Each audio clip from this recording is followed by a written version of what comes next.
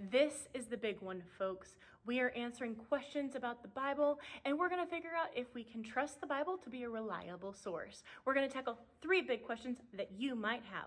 Number 1, hasn't the New Testament changed over time?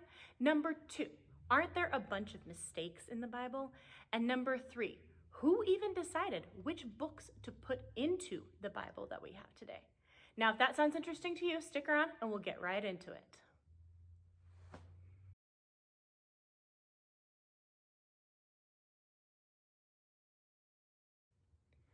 Welcome, friends.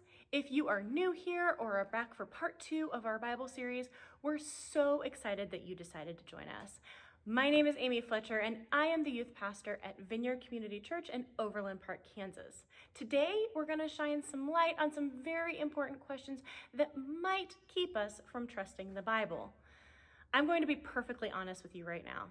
I can show you all the data, all the research, all the evidence. And in the end, it is still faith that is needed to believe in God and His Word. Although I am hoping that today, maybe some of the big questions that you had about the Bible and its reputation will be answered.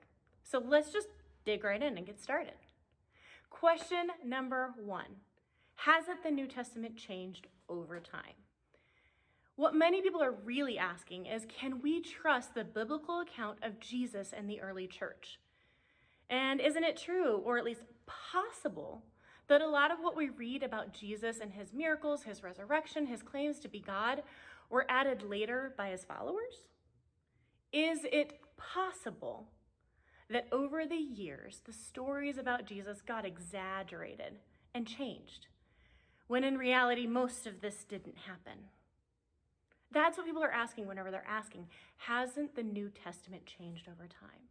These questions are asking about the reliability of the Bible. Can we trust the Bible to be true? To answer question number 1, we're going to go over 3 reasons that you can trust the Bible to be true. To understand the first 2 reasons, we're going to pause this video, pause it, and watch a snippet, just a short little minute and 30 seconds of a video from Youth Alpha. I'll have that video linked below, and if you're joining us in person, then we're gonna pause this video right now and we're gonna go straight over there. Again, it's only 90 seconds. Bear with me, pause, and head over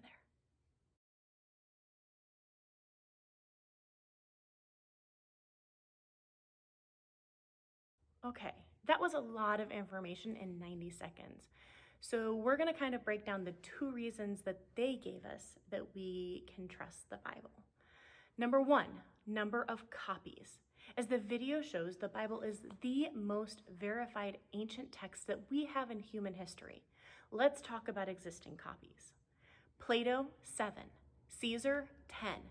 Aristotle, 49. Homer and the Iliad, 643.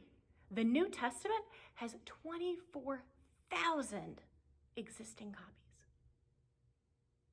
We don't question the authorship or the validity of other ancient texts, and the New Testament has so many more existing copies. So what does this mean? Well, there are so many copies that we can be certain we are reading what they originally wrote. These copies come from different geographic locations and all confirm each other. They all agree. How often does that happen? That people from all over the world agree on one thing. The other thing mentioned in the video was the short time between source and copy. Short time means that there was no time for myth to creep in. The Gospels were written 30 to 70 years after the life of Jesus. This means that there was a short time between the events and the actual first copy of the New Testament. We are used to getting news stories 24/7, 365 days a year. So 30 to 70 years may seem like a long time to us.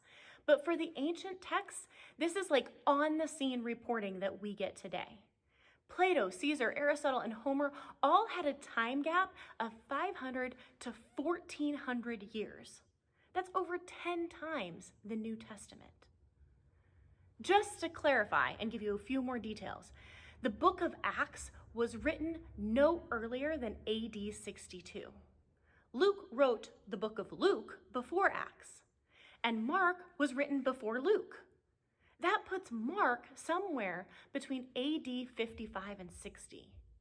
The best part about that fact is that people who were at the events written about in the New Testament were still alive when these accounts were written. And they would have had every reason to disagree and prove it wrong. And they didn't. This leads us to our third reason that you can trust the Bible: internal credibility. Now, those are some big terms, and so we're just gonna narrow it down. I'm gonna give you a definition in just a minute, don't worry. There are many examples throughout the New Testament that verify it is true and not something made up later. Here are two examples: names of people. Writers include specific names of random people in their stories. These people would still have been around when these accounts were written.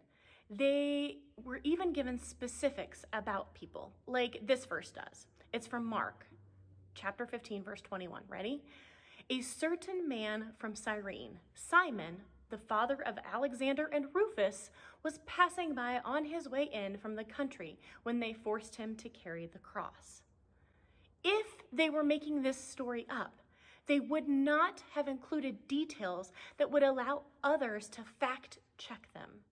Remember, Simon, the father of Alexander and Rufus, that lived in Cyrene, would still have been alive and able to verify that information. And this kind of thing happens throughout the New Testament. The second thing we have that leads to internal credibility is something called counterproductive content. What does that mean? Let's try to break it down, okay? If someone is trying to convince you of something, say that peanut butter and jelly is the absolutely best sandwich in the world, you would expect them to say things like this: peanut butter and jelly sandwiches are the perfect combination of salty and sweet. The ingredients are so easy to get, and you can change the flavor profile by choosing creamy or crunchy peanut butter. You can choose grape, strawberry, raspberry, apple, jam, or jelly. It is the most versatile and filling sandwich, and that is what makes it the best. You really would not expect them to include things that wouldn't convince you that peanut butter and jelly was not the best sandwich, such as, peanut butter is sometimes a little sticky, and sometimes it makes the sandwich, stick to the roof of your mouth. And depending on who's making the sandwich, sometimes there's not enough jelly and you can't even taste it, and sometimes there's too much jelly, making it sickly sweet. Now, if somebody's trying to convince you that peanut butter and jelly is the best sandwich in the world, they're not going to include those things, even though they're true. And throughout the Gospels, we find content that doesn't make sense if they were simply trying to convince the readers that what they had witnessed and experienced is true. In Mark 6:5, it says that Jesus could not do any miracles there except lay hands on a few sick people and heal them.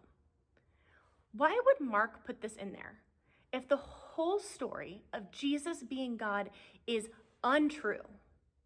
Wouldn't the gospel writers want to portray him as this hero who never has a problem?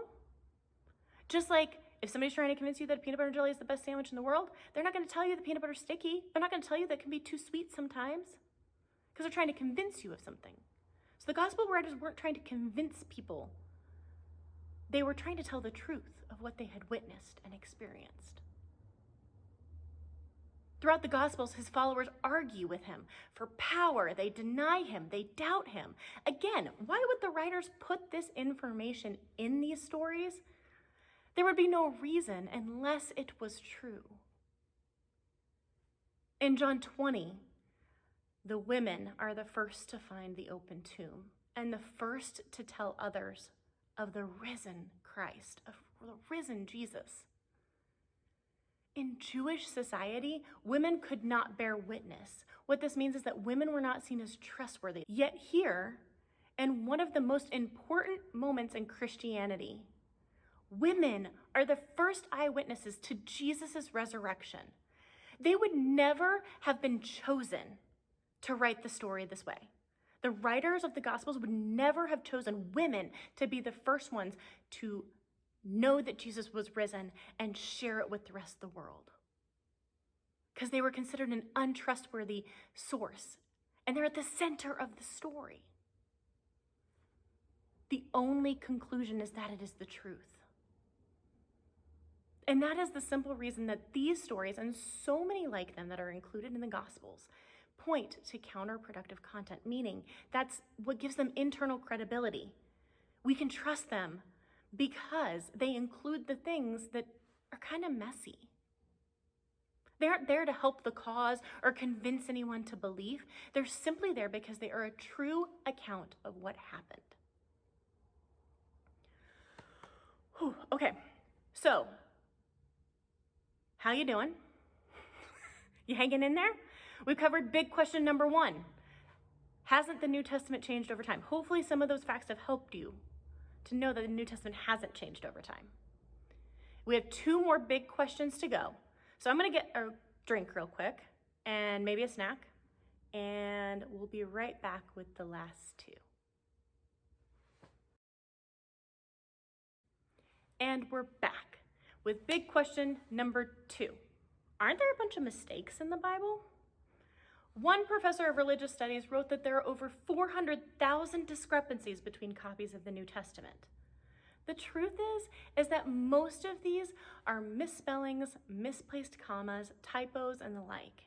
And then these mistakes were multiplied for every copy. So one typo was counted as thousands of discrepancies. So what is the truth? We know what was in the original manuscripts with 99.5% accuracy. Well, what kind of errors are the 0.5%? In The Problem of God, Mark Clark writes, "These are not what we typically imagine, long narratives or chunks of text containing stories detrimental to Christian belief. Rather, the variations are a word here or there, or a verse here or there. In truth, there's really only 2 disputed passages in the entire New Testament that are more than 2 verses long. These 2 passages are found in Mark chapter 16, verses 9 through 20, and John chapter 7, verse 53 through chapter 8, verse 11. Christians don't attempt to hide these verses or deny the issues. If you look in your Bible, you'll see notes in most English translations.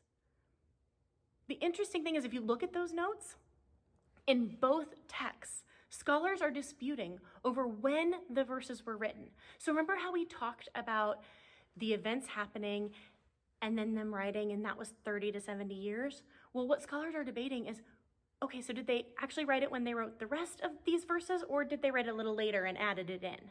That's what the discrepancies are. There is no dispute over the historical accuracy of the text. So, are there a bunch of mistakes in the Bible? Typos, misspellings, and 2 verses that are debated over when they were written. And that brings us to big question number 3.